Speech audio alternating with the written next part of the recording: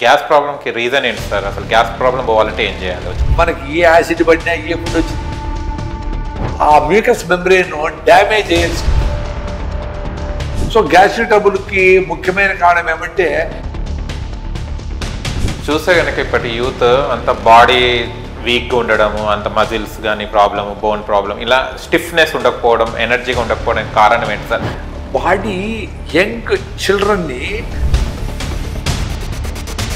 తర్వాత ఎందుకు వస్తుంది పెరాలసిస్? ఆ పెరాలసిస్ రావడము ఇంకా ఎక్కువ లీక్ అయితే మరణాలు కూడా సంభవిస్తుంది.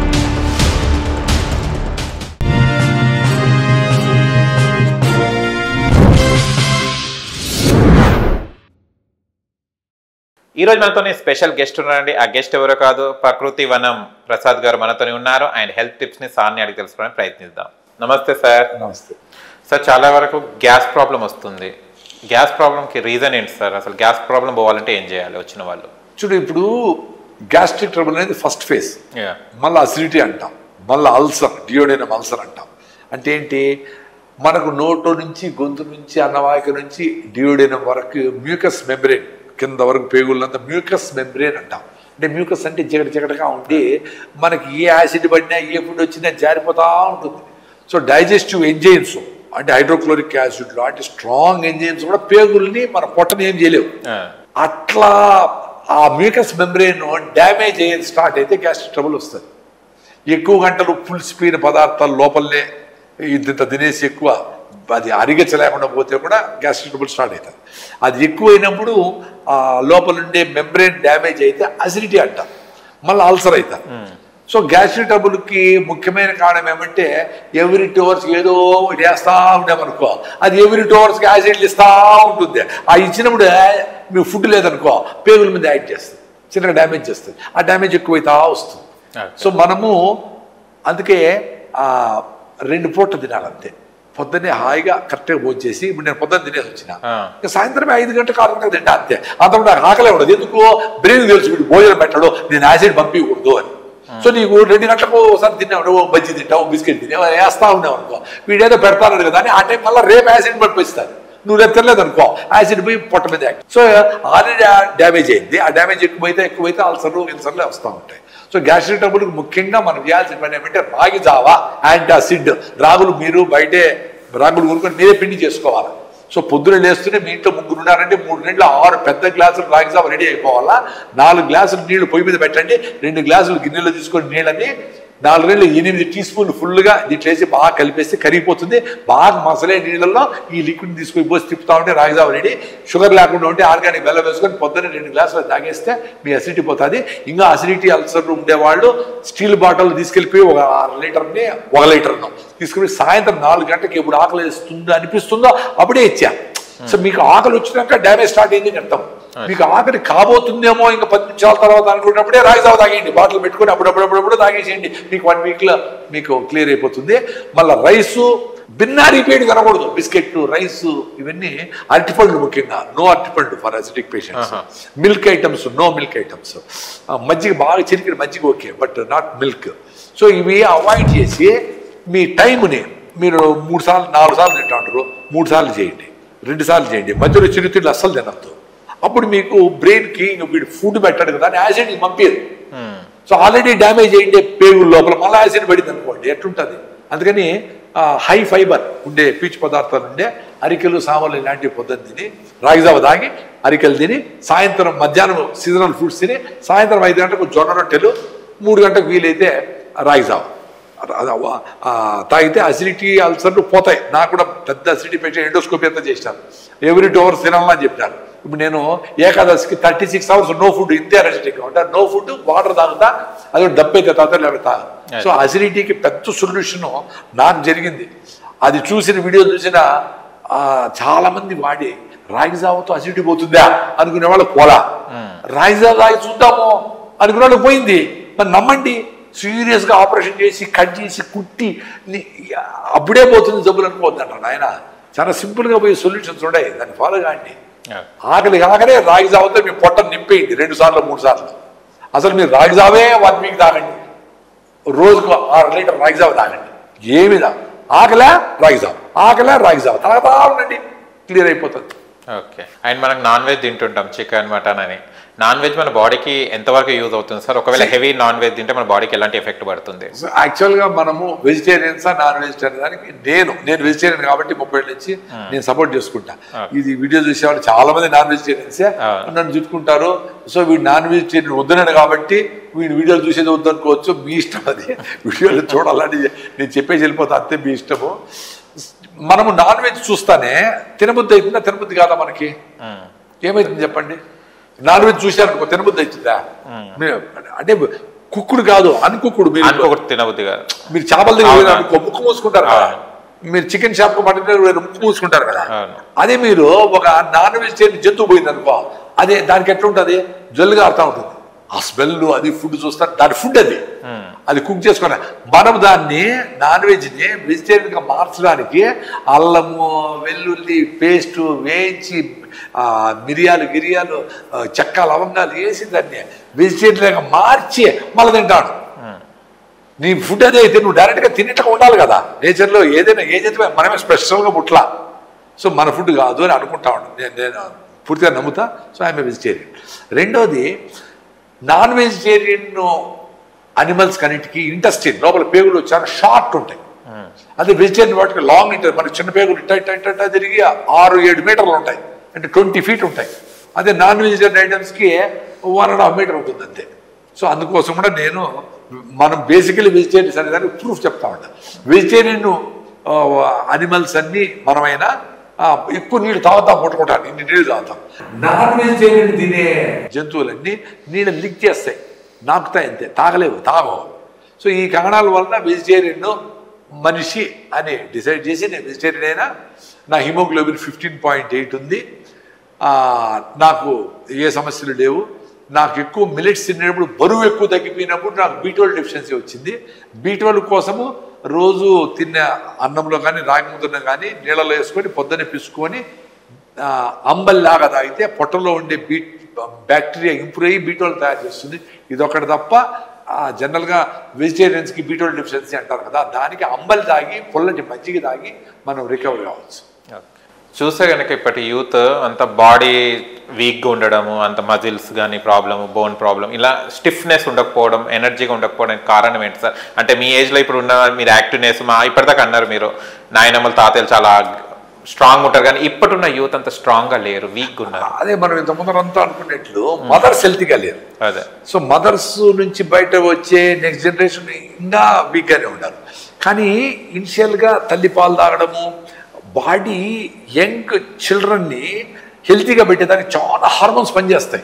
అందుకని చూడండి, ఏ ఫుడ్ తిన్నా కానీ చిన్నప్పుడు భలే ముద్దుగా భలే ఆరోగ్యంగా ఉంటాయి. అది పెద్ద అయితే దానికి సఫిషియంట్ న్యూట్రిషన్ లేకపోతే వీక్ అయిపోయి రకరకాల మారిపోతాయి. అందుకని 15 ఏళ్ల వరకు బాగుండి షడన్గా 20 వచ్చినప్పటికి రకరకాల సమస్యలు వచ్చేసి థైరాయిడ్ పోయింది, ఇది పోయింది, అంతవరకు నడిపిస్తుంది బండి.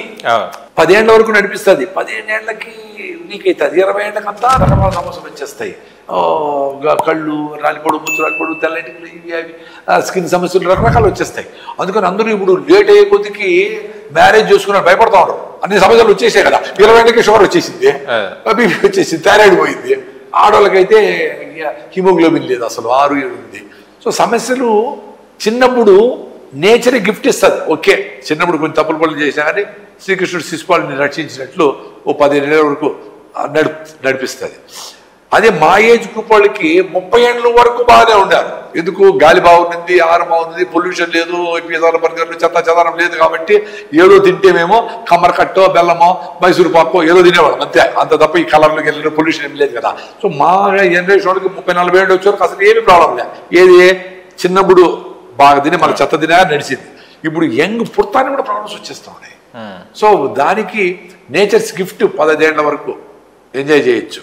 15 ఏళ్ల తర్వాత మీరు మీ జాగ్రత్తలు తీసుకొని ఆహార విధానంలో జీవన విధానాలు మార్చుకోకపోతే బై బర్తే వీక్గా పుట్టిన జనరేషన్ కాబట్టి ఇంకా ఎక్కువ జాగ్రత్తలు తీసుకోవాలా. హెల్తీగా అంటే 4 కిలోలు పుడితే హెల్తీ కాదు.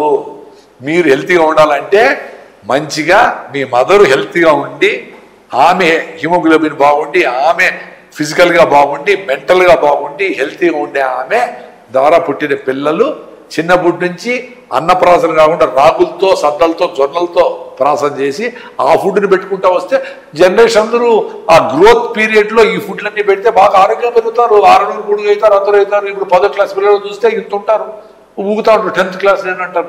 ఆశ్చర్యం వేస్తుంది. ఎంత సాయిల్ పోయింది, ఆ వ్యవసాయం పోయింది, ఆ వ్యవసాయం నుంచి వచ్చిన ఫుడ్కి న్యూట్రిషన్ లేదు. ఆ ఫుడ్ తిని వీళ్ళందరూ ఆ ఫుడ్ అసలు ఎవరు తినడం లేదు, ఆ ఫుడ్డే తినడం లేదు. అందరూ ఏదో చెత్తం తినేసి గడిపేస్తా ఉంటారు. సో ఈ జాగ్రత్తలు తీసుకొని నెక్స్ట్ జనరేషన్ అమ్మలు హెల్తీగా ఉండండి. ఇప్పుడు ఈ వీడియో ఎంతమంది చూస్తారు ఎంతమంది తెలియదు. అట్లీస్ట్ కొంతమంది అన్న ఇది అర్థం చేసుకొని అరే ఏందిరా అని హిమోగ్లోబిన్ టెస్ట్ చేసుకొని మా పిల్లలకి మంచి ఆహారం పెట్టాలా, పొద్దున్నే వాళ్ళకి రాగిజావ వేయాలా, వాళ్ళకి బ్రేక్ఫాస్ట్లో మంచిగా మిల్లెట్స్తో ఫుడ్ పెట్టాలా, నువ్వుల లడ్డు, పల్లీల లడ్డు, కొబ్బరి లడ్డు మార్చి ఇవ్వాలా, మధ్యాహ్నము మంచిగా దేశీ బియ్యంతో చేసిన ఫుడ్ పెట్టాలా, సాయంత్రం వస్తానే వాళ్ళకి గుగ్గిళ్ళు పెట్టాలా, రెండు పల్లీలో గిల్లీలో వాటితో స్ప్రౌట్స్తో చేసేటట్టువో మంచిగా జావా గెజ్జి లాంటివి చేసి ఇవ్వాలా, సాయంత్రం జొన్నలు సద్దలు పెట్టాలా అనుకునే అమ్మలు ప్లస్ స్పోర్ట్స్ బాగా ఆడిద్దామనుకునే అమ్మలు ఉంటే నెక్స్ట్ జనరేషన్ బాగుంటారు. లేకపోతే మనం అనుకున్నట్లు ఇవన్నీ చేసి మందులు మాకులు ఏ డెఫిషియన్సీ వచ్చింది ఏ మందు వేయాలనుకుంటే ఏం కుదరదు. ఇప్పుడు మొక్కలు కూడా అంతే డెఫిషియన్సీ వచ్చి ఉంటుంది. జింక్ సల్ఫేట్ కొట్టు, ఐరన్ సల్ఫేట్ కొట్టు, మాలెడ్యూన్ కొట్టు అంటూ ఉంటారు. అయినా రికవర్ కావడం లేదు. ఎందుకంటే బేసిక్ హెల్త్ లేదు. సాయిల్ హెల్త్ ఉంటే సాయిల్ మైక్రోబ్స్ చెట్లకి కనెక్ట్ అయ్యి వాటికి ఏం చేయాలో అది చేస్తూ ఉంటే నేచర్ అడవిలో చూడండి అది తిరుగుతుంది కాబట్టి అవి హెల్తీగా ఉంటాయి. మనం ఇన్ని రకాల మందులు కొట్టి కూడా చెట్లు ఊగుతూ ఉంటాయి. ఎందుకు మరి మొక్కలందరూ మనం పెంచేది కరెక్ట్గా లేదు. సాయిల్ కాపాడుకుంటే చాలు. సాయిల్లో ఉండే మైక్రోబ్స్ వ్యవసాయం చేస్తాయి, మనం కాదు చేసేది. సో వ్యవసాయాన్ని కనెక్ట్ చేస్తూ ఉంటాను నేను అప్పుడప్పుడు. ఓకే, చూస్తే చాలా మందికి పారాలిసిస్ కూడా వస్తుంది సార్. పారాలిసిస్ వచ్చిన పేషెంట్స్ ఏం చేయాలి అసలు? పారాలిసిస్ ఎవరికి అటాక్ అవుతుంది? ఓకే, పారాలిసిస్ వచ్చిన పేషెంట్స్ ఫస్ట్ అండ్ ఫార్మోస్ట్ మీరు మెడికల్ ఎయిడ్ పోవాలి. ఏదే డాక్టర్ దగ్గరికి పోయి ఏం చేస్తారో చేసుకోండి. లేదు మంచిగా ఆయుర్వేదము మీకు ఏదైనా మంచి డాక్టర్ కాన్వెంట్గా ఉండే డాక్టర్ దగ్గరికి పోండి. పారాలిసిస్ వచ్చిన ఫస్ట్ 3 hours చాలా క్రూషియల్. ఆ క్లాట్ అనేది లోపల హార్డ్ అయిపోగానే దాన్ని క్లియర్ చేయాలి. తర్వాత ఎందుకు వస్తుంది పారాలిసిస్? మీ బ్రెయిన్లో వెంట్రికల్ అంత సన్నగా నరాలు ఉంటాయి, ఇంకా దాని లోపల మన బ్లడ్ పోతూ ఉంటుంది. సో మనము ప్రెషర్, మనకు బ్లడ్ ప్రెషర్ ఎక్కువ ఉండి 120/80 కంటే ఎక్కువ, అది 140/90 కంటే ఎక్కువ, ముఖ్యంగా సిస్టాలిక్ అంటే పైది 150 అయినా పర్వాలేదు, డయాస్టాలిక్ అంటే కిందది 90 దాటితే మంచిది కాదు, 100 దాటితే డేంజరు, 120-130 పోయింది అనుకోండి, అది ఇట్లా లాగినప్పుడు డయాస్టాలిక్ ఆ ప్రెషర్ బిల్డ్ అయినప్పుడు ఆ నరాలు చిట్టిపోతాయి. సో అప్పుడు బ్లడ్ లీక్ అయ్యి ఆ పెరాలసిస్ రావడము, ఇంకా ఎక్కువ లీక్ అయితే మరణాలు కూడా సంభవిస్తాయి. సో బీపీ అనేది లేకుండా చూసుకోవాలి. పెరాలసిస్ వచ్చినోళ్ళు ట్రీట్మెంట్ ఏదో జరుగుతుంది. ఫర్దర్ రాకుండా ఉండాలంటే కూడా బీపీ మిషన్ ఇంట్లో పెట్టుకొని 2000 అవుతుంది. మీరు పెరాలసిస్ వచ్చినాక పరిగెత్తారు. ఇంట్లో నెలకు ఒకసారి అందరూ బీపీ చూసుకోండి. పెరాలసిస్ ఉంటే కనుక వీక్లీ ఒకసారి చూడండి. ఒకసారి పెరాలసిస్ వచ్చి మళ్ళీ వచ్చింది అనుకో ఇంకా డేంజర్. సో మిషన్ ఎవరైనా చూడొచ్చు, ఒక 5-10 కొంచెం డిఫరెన్స్ వస్తుంది, అదే పర్వాలేదు. ఆ జాగ్రత్తలు చూసుకుంటే చాలా మందికి పెరాలసిస్ వచ్చి బయటపడవచ్చు. సో మీరు ఇంట్లో ఎన్నో పెట్టుకుంటారు, సెల్ ఫోన్లు ₹1,00,000 ఇచ్చి కార్డు గీళ్ళు అని పెట్టింటారు. ఓ బీపీ ఆపరేటర్స్ ₹200 అవుతుంది. అది పెట్టుకొని వారానికి ఒకసారి అందరి బీపీ చూసుకుంటే రాకుండా ఉంటుంది. ఇంకా షుగర్ కూడా ఎక్కువ షుగర్ అయ్యి కంట్రోల్ షుగర్ లేకుండా ఉంటే కూడా పెరాలసిస్ వచ్చేదానికి ఛాన్స్ ఉంది. పెరాలసిస్ వచ్చేవాడికి ముఖ్యంగా ఫిజియోథెరపీ చాలా important. First 3 months hard physiotherapy చేయాలి. నొప్పులు వచ్చినా ఎంత కష్టమైనా చేస్తే పూర్తిగా రికవర్ అయిపోయినారు కాదు. అంటే చిన్నగా వస్తే, అంటే హెవీ పెరాలసిస్ వచ్చి బ్లాక్ ఎక్కువ అయిపోయి బ్రెయిన్ డ్యామేజ్ అయితే చెప్పలేను. కానీ నార్మల్గా పెరాలసిస్ వచ్చిన వాళ్ళకి ఫిజియోథెరపీ బాగా చేసి లైఫ్ స్టైల్ మార్చుకొని షుగర్ బీపీ కంట్రోల్లో పెట్టుకొని గుమ్మడికాయ జ్యూసు, కీరా దోసకాయ, సొరకాయ జ్యూసులు పొద్దునే తాగి బాగా వాకింగ్ చేసి ఆ బ్లడ్ తినేదానికి వెల్లుల్లి, అల్లము, వెనిగర్ వీటితో చేసిన ప్రిపరేషన్ను రోజు ఒక 20-30 ml తాగుతూ ఉంటే బ్లడ్ థిన్గా ఉంటుంది. పెరాలసిస్ రాకుండా దానికి స్కోప్ ఉంటుంది. వచ్చిన వాళ్ళకి ఫిజియోథెరపీ టాప్ ప్రియారిటీ. వచ్చిన ఫస్ట్ 3 hours గోల్డెన్ అవర్స్. అప్పుడు ఇమీడియట్గా హాస్పిటల్కి పోయి ఏదో ట్రీట్మెంట్ తీసుకోవాలి. Okay sir, thank you so much. చాలా విషయాలు తెలుసుకున్నాం హెల్త్ గురించి. అండ్ పాటిస్తే మనం ఆరోగ్యంగా ఉంటాం. ఇప్పుడు సొల్యూషన్ సింపుల్ గానే ఉంది. అవును, కాంప్లికేట్ చేసి పెద్ద హాస్పిటల్ పోయి 5 star హోటల్ కూర్చొని ₹1,00,000 ఖర్చు పెట్టుకొని సొల్యూషన్ అనుకుంటాము. అది మా నాన్న ఏదో పెద్ద హాస్పిటల్ పిలుచుకొని బ్రాండ్ చెప్పుకుంటాం. అవును, అరే కింద కూర్చొని భోజనం చేస్తే పొట్ట తగ్గుతుంది, బ్రెయిన్ సిగ్నల్ పోతుంది అని నువ్వు సీజనల్ ఫ్రూట్స్ తింటే, సీజన్ ఇచ్చింది నీకు ప్రకృతి, ఈ సీజన్ తినమని ఇచ్చింది, అవి తింటే చాలు చాలా న్యూట్రిషన్ వచ్చేస్తుంది. దాన్ని సపరేట్గా ఈ బాటిల్ ఆ బాటిల్ విటమిన్స్ ట్యాబ్లెట్లు ఇవి అమెరికా నుంచి వచ్చిన డబ్బాలు ఏం అవసరం లే. సో అంత సింపుల్గా నేచర్కు హగ్ చేసుకోండి. నేచరు తల్లి లాంటిదమ్మా, నాకు స్పెషల్ కాదు, అన్ని జంతువులకి అన్నిటికీ అదే తల్లి. సో నేచర్కి దగ్గర ఉండి అబ్జర్వ్ చేయండి ఏం జరుగుతూ ఉంది అని. దాన్ని అబ్జర్వ్ చేస్తే అందరూ మానవాళే కాకుండా సమస్త జాతులు కూడా హెల్తీగా ఉంటాయి. Okay sir, thank you so much. చూశారు కదా ఫ్రెండ్స్, మీకు గనక మా వీడియో నచ్చి లైక్ చేయండి, షేర్ చేయండి, కామెంట్ చేయండి, సబ్స్క్రైబ్ ఛానల్ అక్కడ గంట రంగున కొట్టండి. నేను మీ యాంకర్ పప్పు. Bye bye.